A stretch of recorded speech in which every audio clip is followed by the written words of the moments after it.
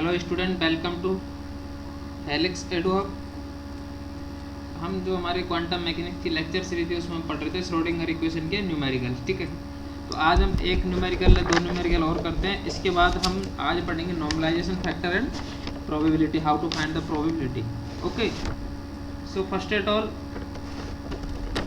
हम एक क्वेश्चन और कर लेते हैं ताकि आपको और क्लियर हो जाए। ठीक है, तो हमारे पास क्या हुआ है,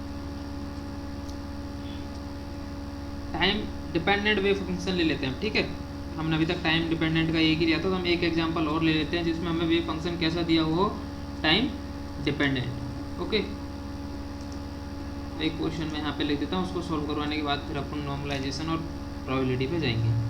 तो हमारे पास देखते हैं कि हमारे पास कोई वेव फंक्शन है जाई ऑफ एक्स, जो कुछ ऐसे लिखा गया है। क्वेश्चन डाल लेना आप जितना भी है क्वेश्चन नंबर। ठीक है, तो ये दिया हुआ हमारे पास जाई ऑफ एक्स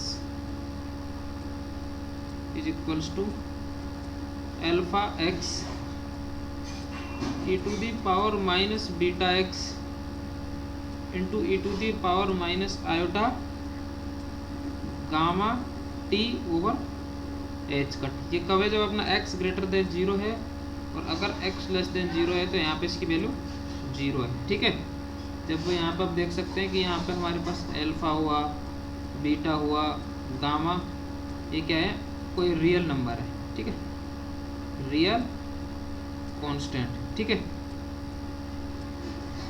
और अगर हमारे इस पोजीशन में 4x greater than equal to 0, b of x is in the form of K1 and K2, इनकी फॉर्म में है। तो हमसे यहाँ पे पोटेंशियल पूछ रहा है कि हमारा पोटेंशियल दो कांस्टेंट K1 और K2 इनकी फॉर्म में कैसे आएगा। तो हमारे पास ऑप्शन ए ऑप्शन दिया हुआ है कि हमारा जो B है वो होगा K1 प्लस K2 की फॉर्म में, K2 into x. Option B में हमें दिया हुआ है कि ये पोटेंशियल होगा K1 plus K2 over x. Option C में हमें दिया हुआ है K1 plus K2 over x square, K1 plus K2 over x square. और डी हमें दिया हुआ है K1x plus K2 x square. Okay, तो अब इसको करके देखते हैं हमें क्या आता है। तो सबसे पहले हमें दिया हुआ है कि हमारा टाइम डिपेंडेंट वेव फंक्शन है। टाइम डिपेंडेंट वेव फंक्शन है, इसका मतलब हमें श्रोडिंगर इक्वेशन भी कौन सी लगानी होगी, टाइम डिपेंडेंट वाली। तो हम जानते हैं कि हम टाइम डिपेंडेंट वाली श्रोडिंगर इक्वेशन लगा देंगे।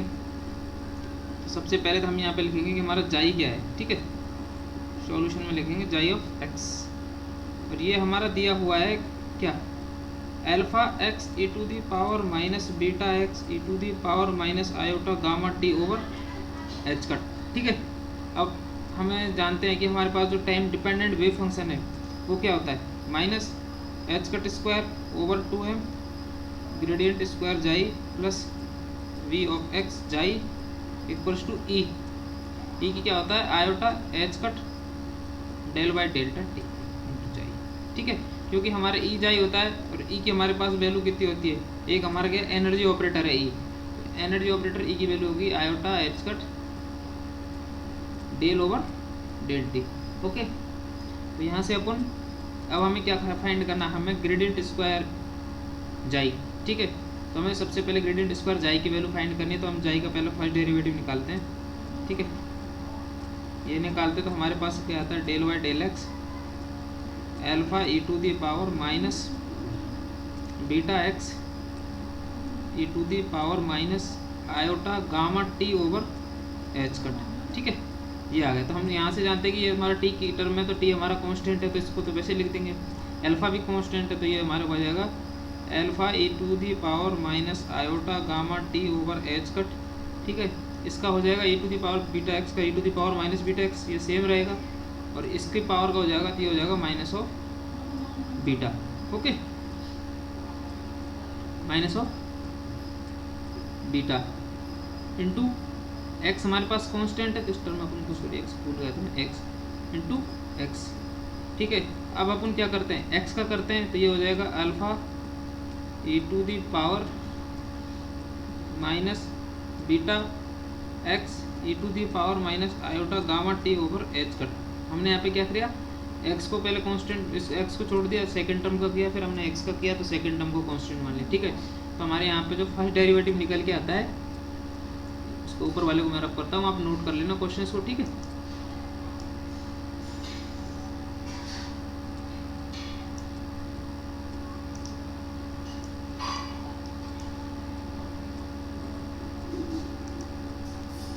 तो हमारे यहाँ पे ग्रेडियंट कितना निकल के आ गया, ग्रेडियंट ऊंचाई। ठीक है, तो हम सब जगह से क्या करते हैं, ये हमारा पहला टर्म हो गया alpha e to the power minus beta e to the power minus iota gamma t over h cut, क्योंकि वो एक्स वाला टर्म हम पहले ले लेते हैं, क्योंकि इसमें हमें प्लस नहीं लिखना, माइनस नहीं लिखना पड़ेगा। इसके बाद minus alpha beta x e to the x छोड़ e to the power minus beta x e to the power minus iota gamma t over h cut. Okay, इसके बाद अपन इसका ग्रेडियंट स्क्वायर निकाल के देखते हैं। तो हम इसका ग्रेडियंट स्क्वायर निकालते हैं यहाँ पे। ये सब डेरिवेटिव आपको आने चाहिए कंटिन्यूसली, तभी आप क्वेश्चंस को सॉल्व कर पाएंगे। क्योंकि क्वांटम मैकेनिक्स जो आपकी सबसे अच्छी अप्रोच है वो आपकी होनी चाहिए कि आपका डिफरेंशिएशन इंटीग्रेशन परफेक्ट होना चाहिए। इसके बाद आपको गामा फंक्शन होता है, बीटा फंक्शन, ये भी अच्छे से आने चाहिए। ठीक है, जैसे जरूरत पड़ती जाएगी मैं बताता जाऊँगा। अब इसमें देखें अपन, ये अपना हो जाएगा यहाँ पे, इसको इस फर्स्ट टर्म का करते हैं, तो इसका करते हैं तो ये हो जाएगा alpha e to the power minus beta x e to the power minus iota gamma t over h cut, और e to the power minus beta x का e to the power minus beta, इसको यहाँ पे रख लेते हैं। इसमें यहाँ पे हो जाएगा minus alpha beta e to the power x का कर देते हैं, बाकी को कांस्टेंट रख देते हैं, e to the power minus beta x into e to the power minus iota gamma t over h cut. यहाँ पे एक्स का क्या तो बना गया। ठीक है, इसके बाद माइनस, अब अपन एक्स को छोड़ देते हैं, तो अल्फा बीटा, ठीक है, alpha beta x e to the power minus beta x e to the power minus iota gamma t over h cut. और हमने किसका करना है यहाँ पे, हमें यहाँ पे इसको कांस्टेंट माना था, अब हमने एक्स को कांस्टेंट मान लिया, ई का करेंगे तो ये हमारे पास आ जाएगा माइनस ऑफ बीटा। ठीक है, क्योंकि माइनस माइनस प्लस, तो इसको अपन सोल्व करते हैं। तो अपन एक तो कैसे करते हैं, हर जगह से कॉमन आ रहा है alpha e to the power minus beta. देखो ये लेते हैं alpha e to the power minus beta x into e to the power minus iota gamma t over h का। ठीक है बच्चों, यहाँ पे हमारा कितना बच रहा है, माइनस माइनस, ये देखो हमारा सेम है, तो यहाँ पे माइनस ऑफ टू बीटा आ रहा है हमारे पास, तो ये हो जाएगा माइनस, यहाँ पे माइनस और यहाँ पे माइनस और यहाँ पे माइनस, तो हमारा minus of two beta plus यहाँ पे देखें तो बीटा, तो ये हमारा हो जाएगा बीटा स्क्वायर। ये देखो माइनस माइनस प्लस, बीटा से बीटा, अल्फा ये कॉमन ले लिया, एक्स बचा तो बीटा स्क्वायर एक्स, तो हमारे पास ये आ गया ग्रेडियंट स्क्वायर। अब इसको हम रख के देखते हैं, तो इसको अपन क्या लिख देते हैं, क्योंकि psi of x is equals to alpha e to the power minus beta x into e to the power minus iota gamma t over h cut, इसको अपन जाई रख देते हैं। तो minus of h cut square over 2m into gradient square, psi की value कितनी आ गई, minus two beta plus beta square x, ठीक है, into psi plus B of x into psi is equals to iota h cut del by del t into psi. तो psi हमारा क्या है, alpha e to the power minus beta x, ठीक है, into x, ठीक है, और ये हो जाएगा e to the power minus iota gamma t over h cut. तो ये हमारे क्या टी के करस्पॉन्डिंग है, तो हमारे पास अल्फा यहाँ से अपन लिखते हैं आयोटा एच कट, तो कांस्टेंट रहेगा, अल्फा भी कांस्टेंट हो जाएगा, e to the power minus beta x constant हो जाएगा, एक्स कांस्टेंट हो जाएगा। इसका करेंगे तो ये वैसे की वैसे आ जाता है, ई टू पावर एक्स का ई टू पावर एक्स हो जाएगा minus iota gamma t over h cut. अब इसका करते हैं तो ये आ जाएगा माइनस आयोटा गामा टी का टी के करस्पॉन्डिंग 1 ओवर एच कट, ठीक है। तो ये भी अपना क्या हो गया, जाई हो गया। तो इसको लिखते हैं iota h cut alpha e to the power minus beta x x, इसको अपन लिख देते हैं यहाँ से यहाँ तक, ये पूरा टर्म क्या हो गया, जाई, और ये हो गया minus iota gamma over h cut. ठीक है, तो यहाँ पे ये हो गया minus h cut square over 2m minus 2 beta plus beta square x into psi plus B of x into psi. ठीक है, अब अपन यहाँ से देखते हैं फर्दर कैलकुलेशन। तो हमारा इस जाई से ये जाई कैंसिल हो गया। ठीक है, इस जाई से ये हमारा जाई कैंसिल हो गया। तो अब इसको अपन देखते हैं। तो अपन में देखो थोड़ा डिलीट करना पड़ेगा ऊपर वाला, आप यहाँ से तो कर ही लेना इतना। ठीक है, अब इसको अपन करके देखते हैं। तो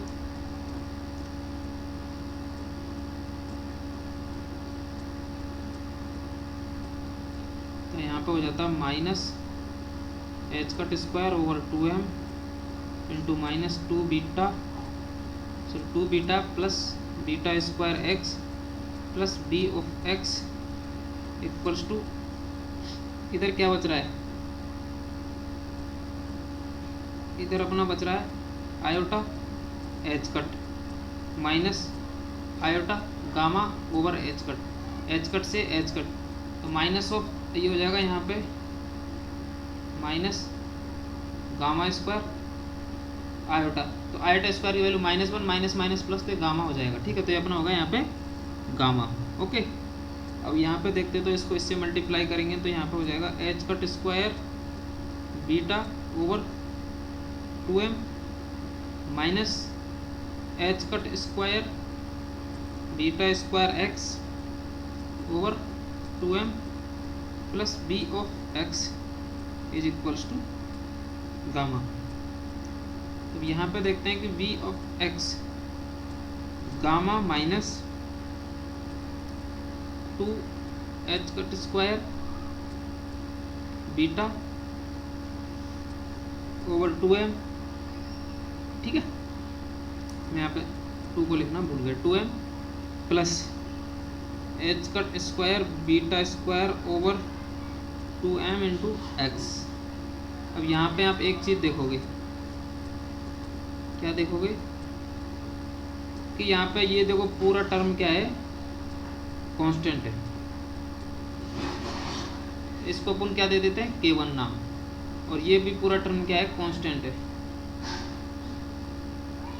इसको अपन k2 नाम दे देते हैं। तो जो हमारा v ऑफ x है वो किस फॉर्म में आ जाता है, k1 plus k2 into x, ये बचा हुआ है। ठीक है, तो ये हमारा क्या हो गया, फाइनल आंसर हो गया कि हमारा पोटेंशियल है वो k1 अगर k2 दो कांस्टेंट हैं तो हमारा पोटेंशियल इस फॉर्म में आएगा। ओके, ये आपका एक क्वेश्चन था जो कल रह रहा था, वो मैंने आज करवा दिया। इसके बाद आज के अपन 1-2 टॉपिक और पढ़ लेते हैं जिसमें आपको बताता हूँ कि नॉर्मलाइजेशन क्या होता है, प्रोबेबिलिटी क्या होती है। ओके, तो ये सब आप अच्छे से कर लेना ज़रूर से ज़रूर, सारे के सारे बच्चे, और क्लासों को अपने दोस्तों के साथ ज़्यादा से ज़्यादा शेयर करना ताकि वो भी इस पैंडेमिक में इन चीज़ों से बेनिफिशियल हो सके। ठीक है,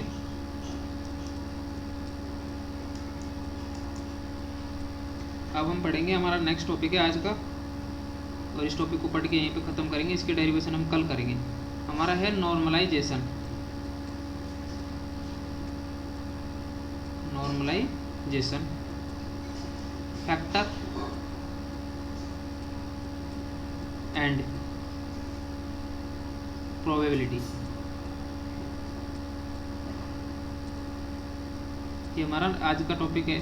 तो हम देखते हैं कि जो हमारा नॉर्मलाइजेशन होता है, नॉर्मलाइजेशन के लिए मैंने बताया कि नॉर्मलाइजेशन होता है हमारे कोई भी अगर क्वांटम मैकेनिक्स में वेव फंक्शन है तो ये इसके लिए क्या हो जाती है, ये इसके लिए एक सफिशिएंट कंडीशन हो जाती है, नेसेसरी कंडीशन हो जाती है कि अगर कोई वेव फंक्शन नॉर्मलाइज नहीं है तो उसे क्वांटम मैकेनिक्स में एक्सेप्टेबल नहीं माना जाएगा। तो इसलिए जो भी वेव फंक्शन है क्वांटम मैकेनिक्स में अगर एक्सेप्टेबल है तो उसका नॉर्मलाइज होना बहुत ही ज़रूरी है। तो मैंने आपको बताया था वहाँ भी, यहाँ भी तो मैं बताता हूँ। यहाँ पे नॉर्मलाइजेशन कैसे निकालते हैं, इंटीग्रेशन ऑल स्पेस।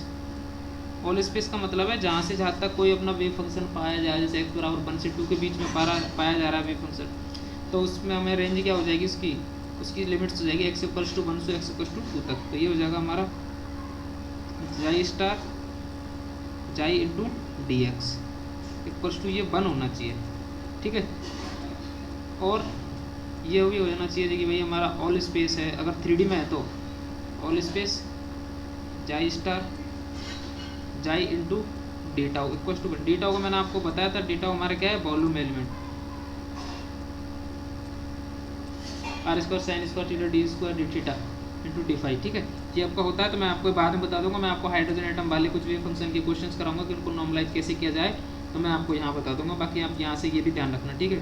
तो ये हमारे लिए क्या हो गई, एक ये हमारे लिए हो गई नेसेसरी कंडीशन हो गई, ठीक है।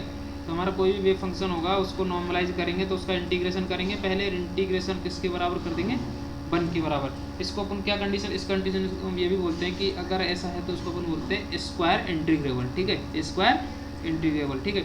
अब जैसे इसमें कुछ कंडीशंस बता देता हूँ मैं, suppose that for probability P कैसे निकालते हैं, पी देखो कैसे निकालते हैं, पी निकालते हैं कहाँ से कहाँ तक भाई, x1 से x2, मतलब हमारे पास ये कोई क्वांटम मैकेनिकल फील्ड है सपोज दैट, और यहाँ पे हमारा कोई पार्टिकल है, ठीक है। तो हम यहाँ से स्टार्ट होते हैं x=1 से और यहाँ x2, तो हमको पता है कि हमारा इस रेंज में कोई पार्टिकल है, तो हम उसकी सीमा कहाँ से लगाएंगे, अगर हम इंटीग्रेशन करेंगे तो x=1 से x=2 तक, क्योंकि इसी रीजन में हमारे पार्टिकल के पाए जाने की प्रोबेबिलिटी। अब कोई एक पॉइंट x3 है तो अपन क्या x3 तक लिखेंगे नहीं, क्योंकि ये जो रीजन है ये वाला रीजन है, यहाँ पे पार्टिकल के पाए जाने की प्रोबेबिलिटी 0 है, तो ये लेंगे ही नहीं। तो पार्टिकल के पाए जाने की प्रोबेबिलिटी है x1 to x2, that's why हम ये लिमिट लेते हैं x1 to x2, ओके।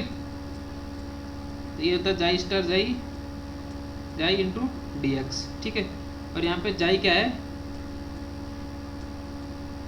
जाई शुड बी नॉर्मलाइज,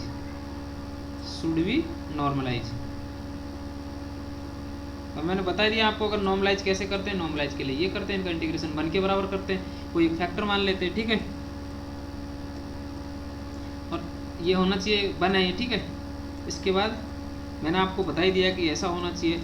इसके बाद मैं एक क्वेश्चन ले लेता हूँ, फिर मैं आपको बता देता हूँ कि भाई नॉर्मलाइजेशन क्या होता है और प्रोबेबिलिटी क्या होती है, ठीक है। बाकी हम एक क्वेश्चन के साथ इस क्लास को आज फिनिश करेंगे, ठीक है। अगर किसी को कोई डाउट हो तो कमेंट सेक्शन में लिख देना या फिर टेलीग्राम चैनल पे बता देना।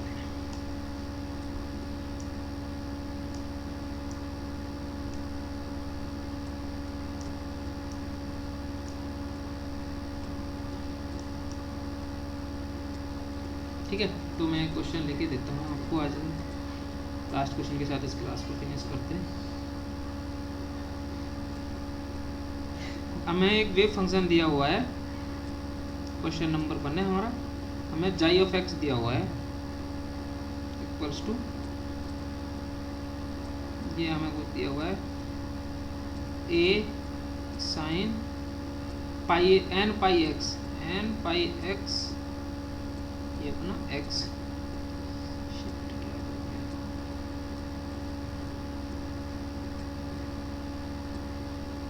ये sine pi x n over a, x ये हमारा कहाँ से है 0 से a के बीच में, ठीक है। और बाकी 0 कहाँ है, अदरवाइज इस रेंज से बाहर है तो वो, ठीक है, 0 है। हमें क्या पूछ रहा है, हमें 2 क्वेश्चन पूछ रहा है, फाइंड नॉर्मलाइजेशन फैक्टर, ये अपना एक है नॉर्मलाइजेशन फैक्टर। क्वेश्चन नंबर 2 है हमारा इसमें प्रोबेबिलिटी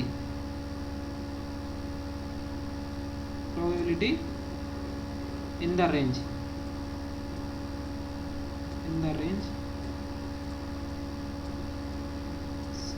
0 से a/4 तक। मैंने आपको बताया था ना कि वो x1 से x2, तो यहाँ पे हमें दिया है 0 से a/4 तक, लेकिन सबसे पहले हमें क्या है, इसको वेव फंक्शन को नॉर्मलाइज करना होगा, ठीक है। तो हम इसको करते हैं,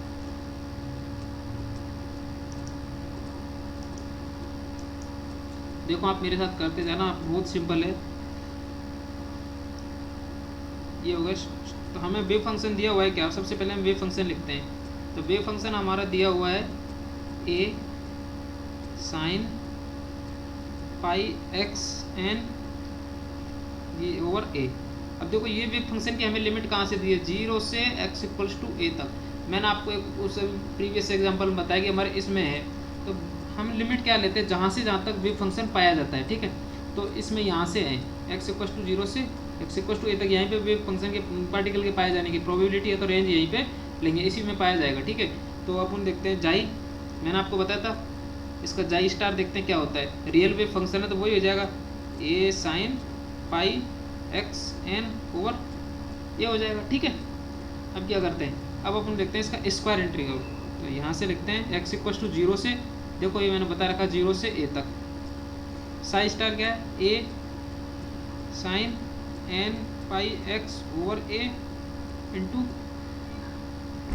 दूसरा भी क्या है psi star psi a sine pi x n over a into dx, ठीक है। और इसको अपन बन के बराबर कर देते हैं, ठीक है। अब मेरे को ये थोड़ा रफ करना पड़ेगा। अब यहाँ से देखते हैं कि हमारा आ गया इंटीग्रेशन 0 से a square sine square n x pi n over a into d x, और ये अपने बन के बराबर है। तो साइन स्क्वायर एक्स का क्या करते हैं, 1 माइनस 2 साइन, देखो ये मैं लिख देता हूँ फॉर्मूले, बाकी यहाँ ट्रिग्नोमेट्री के sine square x equal to 1 minus 2 cos 2x, 1 minus cos 2x by 2, ठीक है। तो ये इसको यहाँ पे कर देते हैं, तो ये तो अपना 2 तो बाहर आ जाएगा, तो यहाँ पे आ जाएगा 0 से a, ये फॉर्मूला आप देख लेना, साइन स्क्वायर एक्स का 1 minus 2 cos square x divide by 2 ही आएगा, ठीक है। ये शायद यहीं तक आएगा, तो आप देख लेना एक बार, मेरे को एग्जैक्ट ध्यान नहीं है। तो ये हो जाएगा ए स्क्वायर अपना ऑलरेडी बाहर आ जाएगा, ठीक है, और ये अपना आ जाएगा 1/2, शायद पूरी के नीचे ये 2, ओके। तो ये कर लेना into 1 minus sign square x, x कितना अपना यहाँ पे एन पाई एक्स ओवर ए, तो यहाँ पे कोस 2n pi x over a, ठीक है, into d x equals to 1। अब यहाँ पे हमारा हो जाएगा ए स्क्वायर डिवाइड बाई 2, 0 से ए, 1 का डी एक्स के करस्पॉन्डिंग करेंगे तो क्या हो जाएगा x, ठीक है। आपको देख मैं बता रहा हूँ, अगर डी एक्स है तो इसका क्या हो जाएगा x हो जाएगा, चाहे ए से बी जो भी लिमिट है, तो ठीक है, ए से बी x, ये हमको ध्यान रखना है। मैं आपको पहले ही बोला हुआ है कि आपको कैलकुलस इंटीग्रल अच्छे से आना चाहिए, तभी आप इन क्वेश्चंस को कर पाएंगे, ठीक है। x माइनस कोस का क्या होता है sine 2n pi x over a into, अब इसका करेंगे, इसका नीचे क्या करेंगे डिफरेंशिएशन, इसका नीचे डिफरेंशिएशन को भाग देंगे, तो यहाँ क्या आएगा 2n पाई x का x का 1 हो जाएगा ओवर a, ठीक है, इंटू 1 डिवाइड बाई ये आ जाएगा, ओके। और ये पूरा, ठीक है। तो फिर अगर ये ऐसे आ जाता है, ऐसे इंटीग्रेशन को हटा देना, sorry I am getting confuse over here, okay. तो ये हमारा कुछ ऐसे आ जाएगा, और लिमिट लग जाएगी 0 से a तक, और ये कितना आ जाएगा 1। अब यहाँ से देखते हैं हम a स्क्वायर बाई 2, ठीक है। अब ये हमारा हो जाएगा यहाँ से x minus sine 2n pi x over a into a upon 2n pi, तो ये अपना हो जाएगा 0 से a। देखो अब इसको रखते हैं इक्वल्स टू 1, अब इसको अपन रखते हैं a स्क्वायर बाई 2, तो अपन ने बाहर रख लिया, ठीक है। अब अपन देखते हैं x बराबर यहाँ पे क्या रखा a माइनस, यहाँ पे रखते हैं तो ये क्या है, x की जगह अगर a रख देते हैं तो sine 2n pi a over a से a कट जाएगा तो साइन 2n पाई माइनस, फिर 0 रखते हैं इसकी वैल्यू, x की जगह रखेंगे 0 माइनस साइन कुछ भी वैल्यू रख दो तो 0 साइन 2n पाई x, तो ये अपना 0 आ जाएगा, ठीक है। और ये आ जाएगा बन के। अब आप देखो साइन 2n पाई की वैल्यू, साइन 2n पाई की वैल्यू कितनी होती है 0, ठीक है। तो ये अपना a square by 2 into a minus zero और ये भी -0 इज इक्वल्स टू 1, ठीक है। अब यहाँ तक आप अच्छे से करते रहना, मैं आपको बोल रहा हूँ ट्रिग्नोमेट्री आनी चाहिए आपको।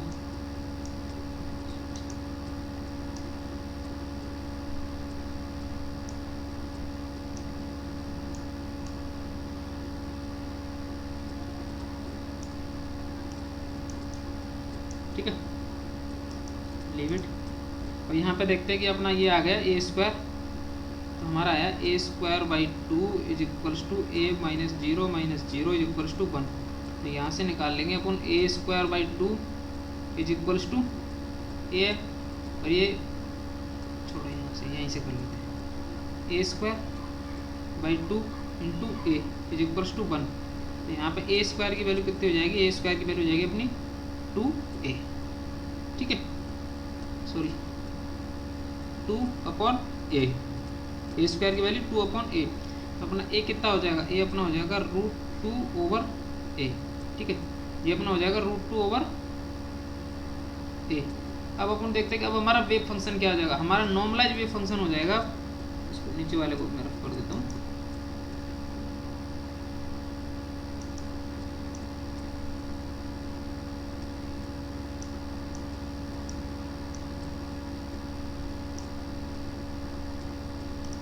हमारा इनिशियल वेव फंक्शन था psi is equals to a sine pi x n over a, हमारे ए की वैल्यू ये रख दी, तो हमारा जाई नॉर्मलाइज आ गया √2/a sign n pi x over ए। अब अपन यहाँ से क्या करते हैं, प्रोबेबिलिटी निकालते हैं। तो मैंने आपको बताया था अगर प्रोबेबिलिटी हम निकाल रहे हैं तो उसके लिए हमारे वेव फंक्शन का नॉर्मलाइज होना बहुत ही जरूरी है, ठीक है।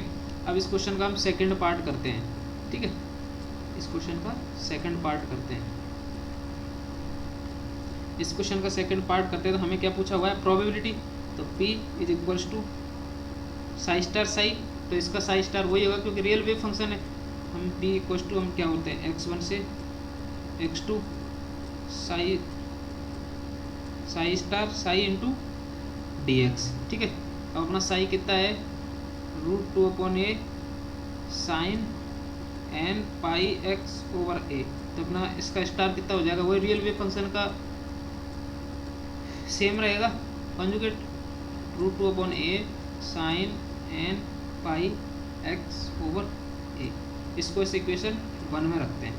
तो हमारे पास P इज इक्वल्स टू कितना आ जाएगा, हमारे पास लिमिट क्या दी हुई है, हमें इसकी लिमिट दी हुई है कि हमें 0 से x इक्वल्स टू a/4 तक फाइंड करना है। तो यहाँ पे 0 और लोअर लिमिट अपर लिमिट है a/4, तो √2/a का क्या हो जाएगा होल स्क्वायर, और इसका भी क्या हो जाएगा sign square N pi x over a, ठीक है। अब इस पूरे को कर देते हैं, तो इसको बाकी को मैं ऊपर लिख लेता हूँ क्योंकि यहाँ पे इंटीग्रेशन करना होता है।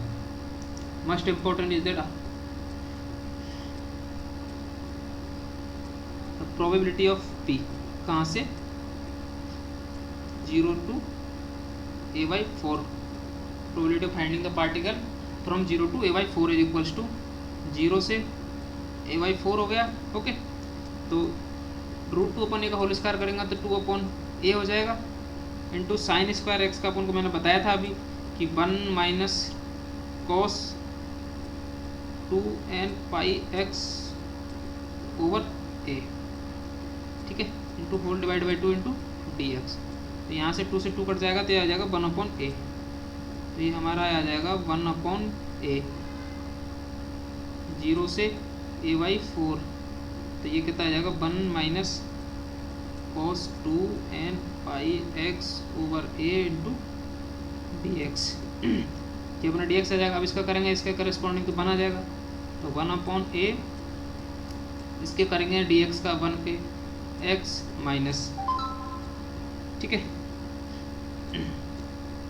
कोस का करेंगे तो sine 2n pi x over a into a/2n pi, क्योंकि अगर इसमें इसका डिफरेंशिएशन का भाग देंगे तो नीचे आ जाएगा a 2n pi over a, तो a ऊपर चला जाएगा 2n पाई नीचे रह जाएगा, और ये अपना आ जाएगा 0 to a/4। ओके, अब इसको अपन करके देखते हैं। देखो इसकी कैलकुलेशन थोड़ी ज़्यादा टफ भी नहीं है, बट आप कर सकते हो। a/4 रखते हैं यहाँ पे, ये a/4 आ जाएगा माइनस a/2n पाई, ये अपना सेम का सेम रहेगा। ठीक है, और यहाँ पे रखते हैं